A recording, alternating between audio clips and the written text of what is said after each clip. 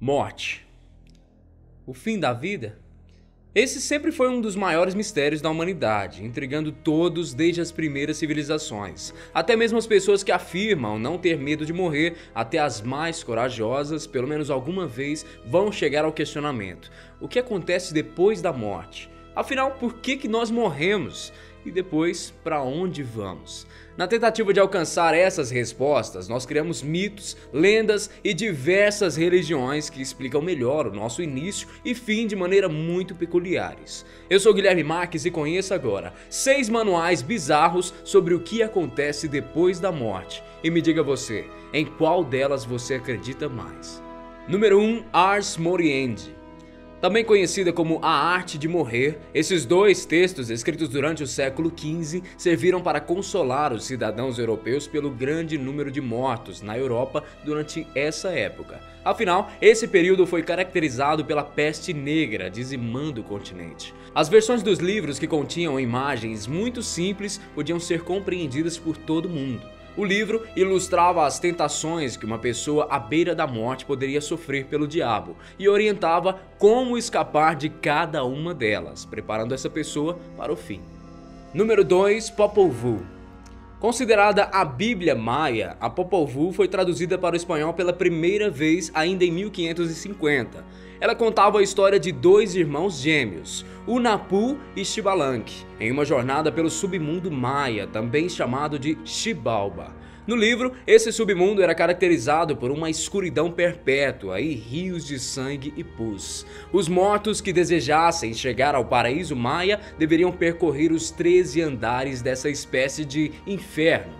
Mas um seleto grupo de pessoas não precisava enfrentar esse desafio. Soldados de guerra, mulheres que morreram enquanto davam à luz e suicidas iam direitinho para o paraíso. E como os irmãos sabiam disso? Eles enganavam os deuses da morte para conseguir voltar à Terra e contar tudo a todos. Número 3. Morte Sagrada. Publicada em 1651, A Morte Sagrada é a segunda parte de uma série de livros que ensinavam como se preparar para o pós-vida, ou seja, para a morte mesmo. O autor, Jeremy Taylor, escrevia sobre a morte como uma linguagem doce e poética, o que até garantiu a ele o título de Shakespeare das igrejas. Número 4. Livro Egípcio. Para os egípcios antigos, o Livro da Morte era uma coleção de magias para ajudar a alma dos falecidos na sua navegação pelo pós-vida. Eles acreditavam que o outro lado era um mundo perigoso, cheio de mistérios, monstros e testes de sobrevivência. Essas publicações forneciam respostas e saídas bem específicas para que as almas conseguissem burlar os guardiões do submundo. Alguns desses livros eram dedicados somente aos imperadores, outros para os cidadãos comuns. Número 5. Paraíso e Inferno. Nascido em meados de 1681, Emanuel Swedenborg foi um dos pioneiros em diversos estudos sobre o avanço da filosofia, religião e ciência. Ele passou um longo período da vida estudando as dimensões alternativas do mundo, o que deu a ele a inspiração para escrever o livro Paraíso e Inferno. Nesse guia, ele discursava sobre os anjos, demônios e espíritos que podiam ser encontrados do lado de lá. Além disso, o livro também trazia alguns questionamentos bastante interessantes, como a pergunta: os não cristãos vão para o céu?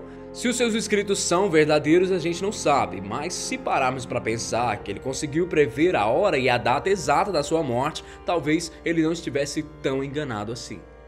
Número 6. O Livro de Ardaviraf.